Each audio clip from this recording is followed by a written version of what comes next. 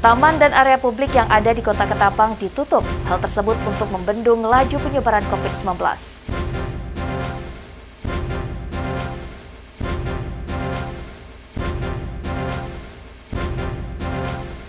Memasuki musim panas, BPBD Kabupaten Ketapang siap menghadapi kebakaran hutan dan lahan.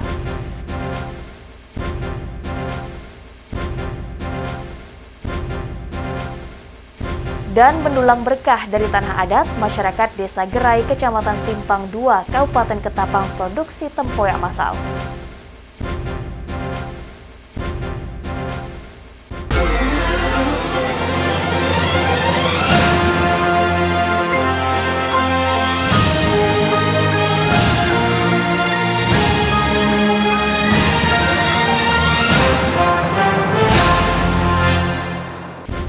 Halo, selamat pagi pemirsa, apa kabar? Penerapan PPKM dan vaksinasi untuk mencapai herd immunity atau kekebalan kelompok tidak bisa dicapai dalam waktu singkat. Dan guna terus melestarikan tradisi turun-temurun, para wanita di Desa Gerai, Kecamatan Simpang 2, Kabupaten Ketapang terus berjuang mempertahankan tradisi menganyam. Bersama saya Esti Widiasari, inilah seputar iNews Kalimantan Barat.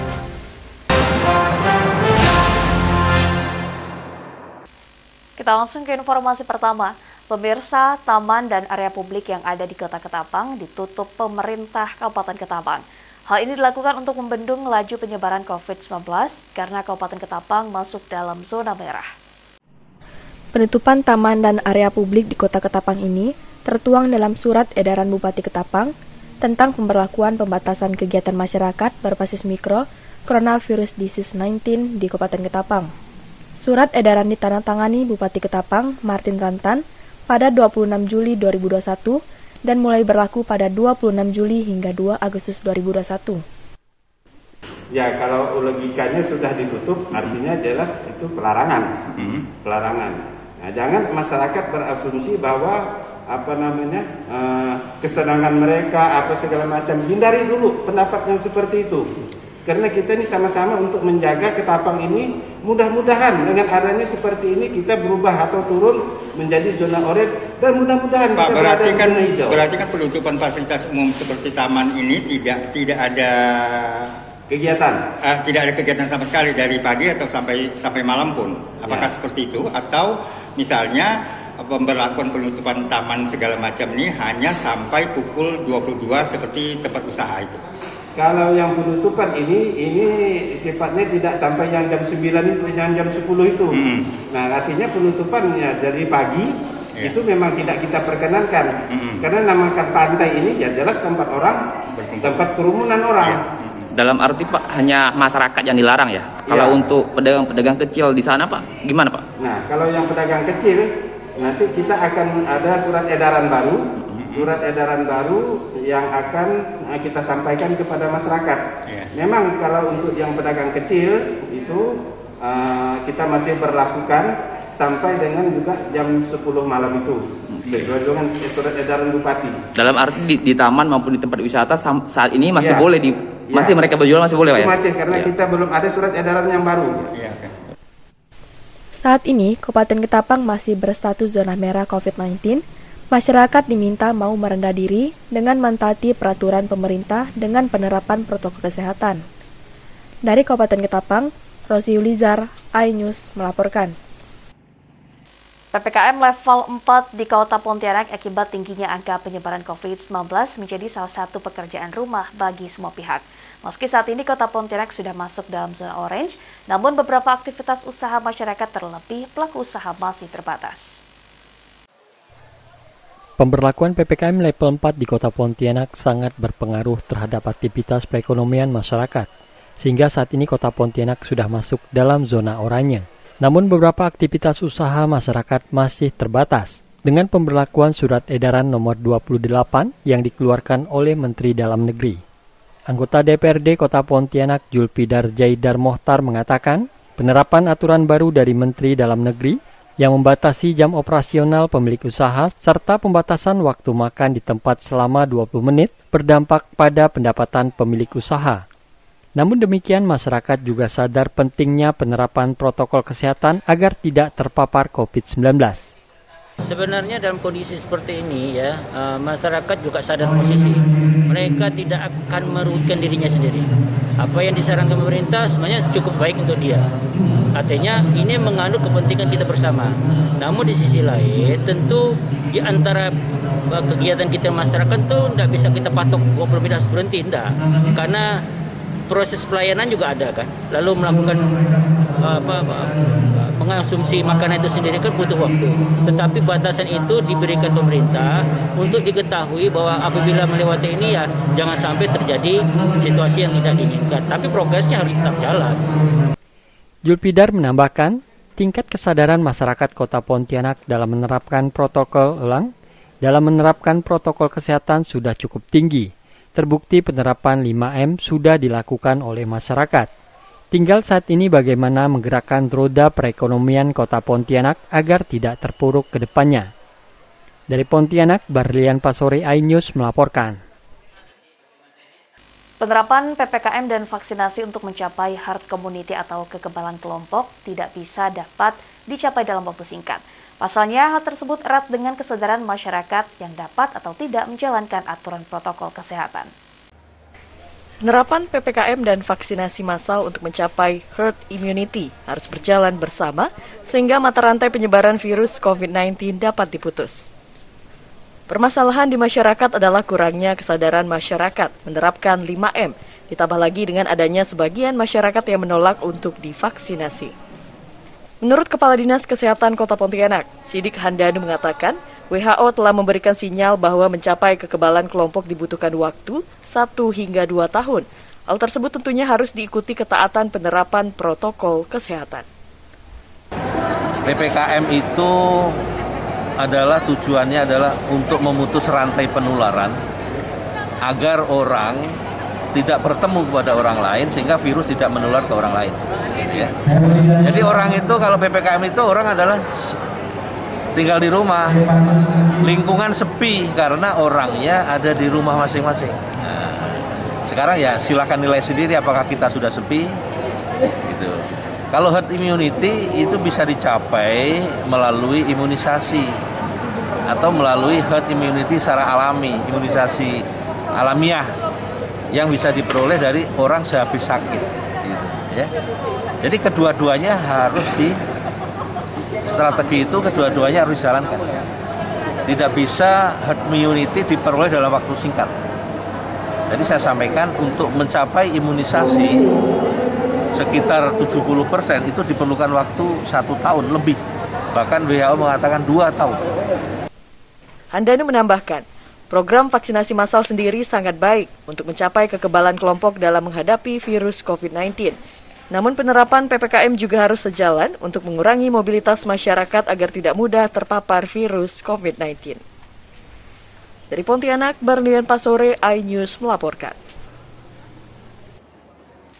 Sementara itu pemirsa, Kabupaten Ketapang hampir setiap tahunnya dilanda kebakaran hutan dan lahan di saat musim panas.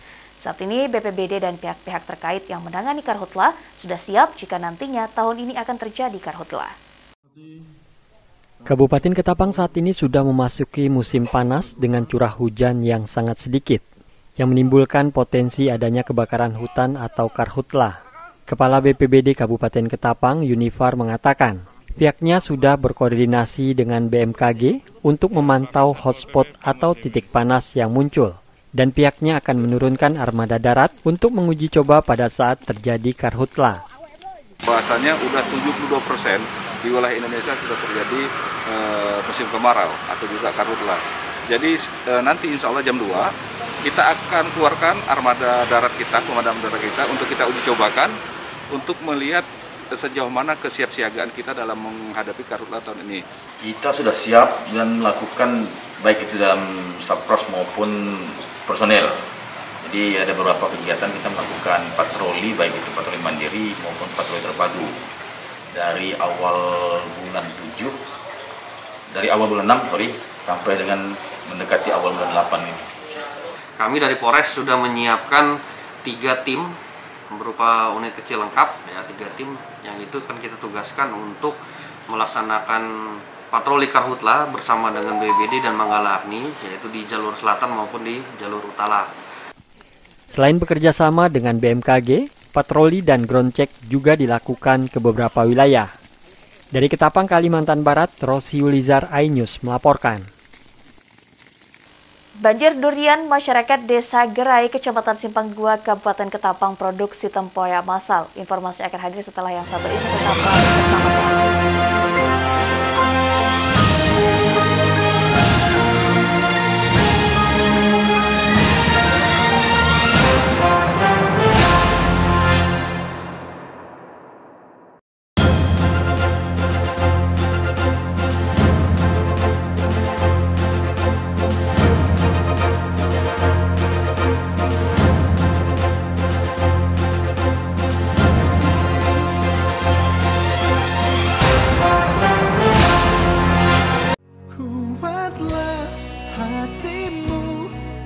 Hadapi masalah, tegarkan langkahmu, hadapi semua. Terkadang hidup terasa berat, tak mengerti akan hidup ini. Namun di balik semua cobaan, Tuhan masih pedulikanmu. Kuatlah hatimu, hadapi masalah, tegarkan langkahmu, hadapi semua.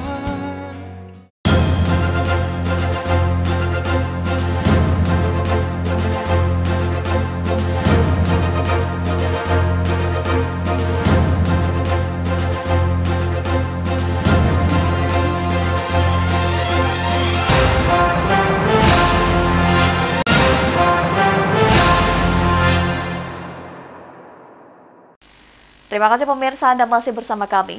Ya pemirsa, guna terus melestarikan tradisi turun-temurun, para wanita di Desa Gerai, Kecamatan Simpang 2, Kabupaten Ketapang masih terus berjuang mempertahankan warisan nenek moyang, salah satunya menganyam. Namun sayang, seiring perkembangan zaman, generasi penerus mereka enggan melanjutkan tradisi menganyam. Anyaman bambu berbentuk keranjang kecil atau kerap disebut raga ini menjadi kegiatan sehari-hari para orang tua desa di Desa Gerai, Kecamatan Simpang 2, Kabupaten Ketapang. Hasil anyaman ini mampu bertahan sekitar 2 tahun, yang dibuat dari bahan alam dari hutan-hutan adat, yang kebanyakan digunakan sendiri sebagai alat rumah tangga dan berladang. Meski akan dijual jika ada wisatawan memesan hasil kerajinan tradisional ini. Kalau dibuat ibu nih raga. Raga. Nah bahasa Indonesianya aku enggak tahu. Biasa fungsinya untuk apa biasa digunakan tuh Bu? Biasa digunakan untuk tempat bawah, tempat cabai. Iya. Kalau bahannya sendiri Bu, bahannya dari apa? Bahan bakunya nih dari bambu. Terus apalagi cuma itu ya, dari bambu tok ya? Oh dari bambu kalau bahan ini, kalau udah sampai jadi dari rotan. Kalau dari rotan juga ya? Ini dari rotan, jadi rotan kayak yang mana yang ibu udah jadi tadi. Iya, berarti kalau untuk di kampung ini susah gak Bu untuk nyari bahannya? Susah lah, mau ke hutan sana jauh. Ngambilnya jauh ya? Nggak jauh, ngambilnya bambu ini jauh. Iya. Nggak ada gede-dekat nih, nggak ada. Iya, kalau untuk tingkat kesulitan apa sih Bu yang bikin sulit bikinnya? Bikin sulit cari bahan bakunya nih. Para sesepuh desa menyayangkan dengan masuknya teknologi seperti internet sehingga membuat generasi penerus enggan melanjutkan budaya leluhur. Sebenarnya kami mau nyuruh anak-anak muda untuk belajar ya? Untuk belajar, tapi kalau di Gerai ini anak muda enggak maunya. Jadi paksa kami dah tua-tua nih untuk kelompok anyaman nih. Berarti harusnya anak-anak muda tuh belajar juga biar budaya ini tidak hilang ya Bu ya? Tentu. Masyarakat berharap agar pemerintah daerah dapat lebih memperhatikan pelestarian budaya mereka dengan membantu pemasaran, sehingga hasil kerajinan tradisional ini dapat dipasarkan secara massal. Dari Ketapang, Kalimantan Barat, Rosi Yulizar, iNews melaporkan. Ya pemirsa, air terjun Bangka, salah satu lokasi wisata tersembunyi yang berada di Desa Mekaraya, Kecamatan Simpang 2, Kabupaten Ketapang. Air terjun Bangka tersebut mampu menarik perhatian wisatawan, namun jauh dari perhatian pemerintah daerah, sehingga dipelihara oleh pihak desa yang dibantu oleh masyarakat setempat. Bak surga tersembunyi, inilah air terjun Bangka Nangemukau yang dihiasi ratusan pohon tua yang berada 15 kilo dari pusat kecamatan. Untuk ke lokasi ini, pengunjung harus melewati hutan belantara melalui jalan setapak yang dibangun seadanya oleh pengurus desa setempat. Meski letak lokasi yang jauh di dalam hutan, air terjun ini rutin dikunjungi masyarakat sekitar hingga wisatawan lokal dari Ketapang maupun kota Pontianak. Air terjun 7 tingkat yang juga kerap dijadikan lokasi peribadatan umat Kristiani ini terlihat kurang terjaga dengan baik akibat kurangnya kepedulian pemerintah daerah. Untuk menuju ke tempat pariwisata terjun Bangka ini, kami pemerintah desa sudah membantu untuk kelancaran infrastruktur khususnya rambat beton dan lain sebagainya. Puji Tuhan yang belum tercover oleh pemerintah desa kurang lebih 360 meter lagi untuk pembangunan rambat beton. Dan jembatan kemarin kita sudah bangun, tetapi karena alam yang punya kehendak sehingga banjir bandang lalu putus kembali, dan perlu perhatian pemerintah desa dan pemerintah kabupaten untuk bersinergi agar jembatan yang dibangun nanti sesuai dengan harapan kita semua. Di saat pandemi, pihak desa bersama gugus tugas rutin melakukan pengawasan di lokasi wisata untuk memastikan penerapan protokol kesehatan bagi warga yang berkunjung. Jadi karena di sini adalah tempat keramaian, tempat wisata, nah jadi kami menghimbaukan kepada masyarakat untuk mematuhi protokol kesehatan.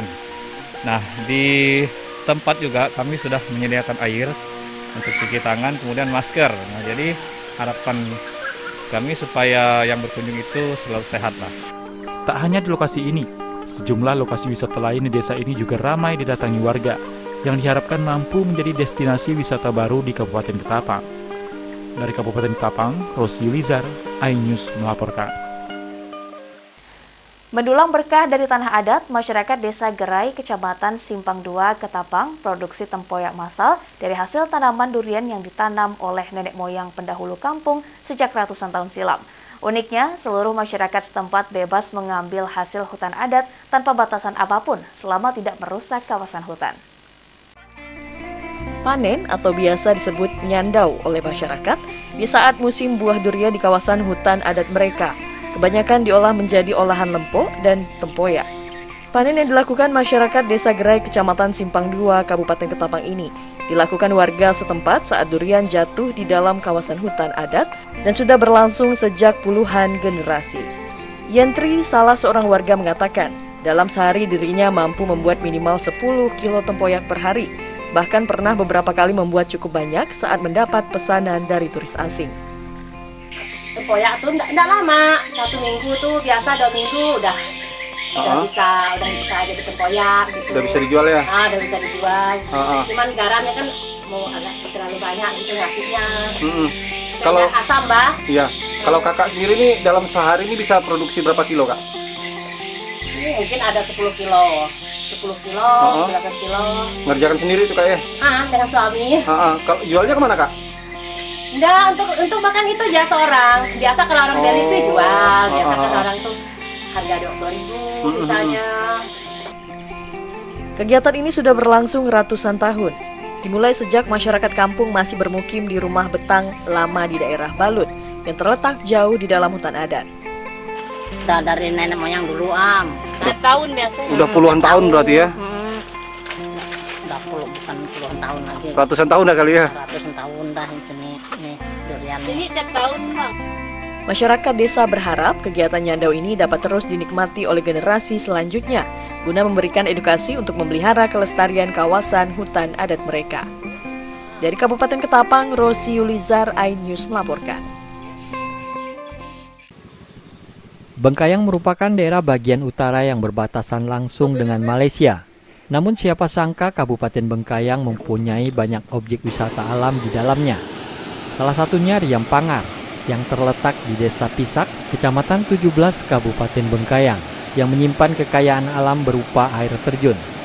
Riam Pangar berjarak kurang lebih 160,5 km dari kota Pontianak, atau sekitar 4 jam perjalanan menggunakan sepeda motor. Objek wisata ini memiliki air terjun setinggi 10 meter yang mengalir indah ke kolam yang terbentuk secara alami. Keindahan ini membuat pengunjung takjub. Ditambah dengan pepohonan yang menjulang tinggi, membuat para wisatawan serasa seperti berpetualang di alam bebas. Sembari mendengar percikan air, membuat suasana hati kembali tenang. Emang dari dulu pengen kesini bang, soalnya belum pernah sih. Nah setelah kesini gimana nih? Bagus. Bagus. Dibanding dengan riam-riam lain yang udah pernah disinggahi gimana? Kebetulan baru ini sama tadi yang di sana di mana? Dia merasa pengen kemah nih di sini, pengen camping. Namun sayang, untuk menikmati Riam Pangar, pengunjung harus menempuh sekitar 3 km dari jalan Poros Bengkayang, yang jalan masuknya rusak dan berlubang, sehingga para pengunjung yang menggunakan sepeda motor harus sangat berhati-hati. Dari Bengkayang, Kalimantan Barat, Uun Junior, iNews melaporkan. Pemirsa, informasi tadi sekaligus menutup perjumpaan kita pada pagi hari ini di seputar iNews Kalimantan Barat. Saya Esti Widyasari dan seluruh kerabat kerja bertugas pamit undur diri. Terima kasih atas kebersamaan Anda. Selamat pagi, selamat beraktivitas, tetap gunakan masker dan tetap jaga kesehatan. Sampai jumpa.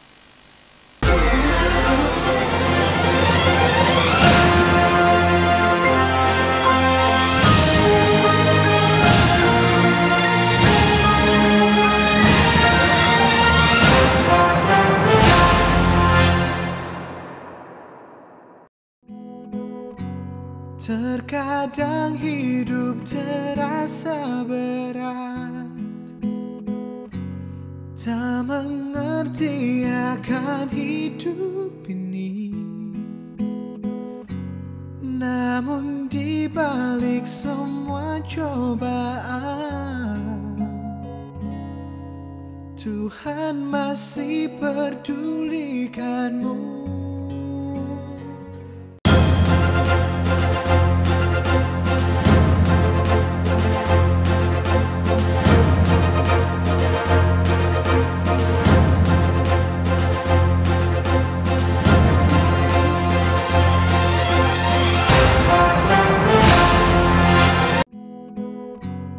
Terkadang hidup terasa berat, tak mengerti akan hidup ini. Namun di balik semua cobaan, Tuhan masih pedulikanmu.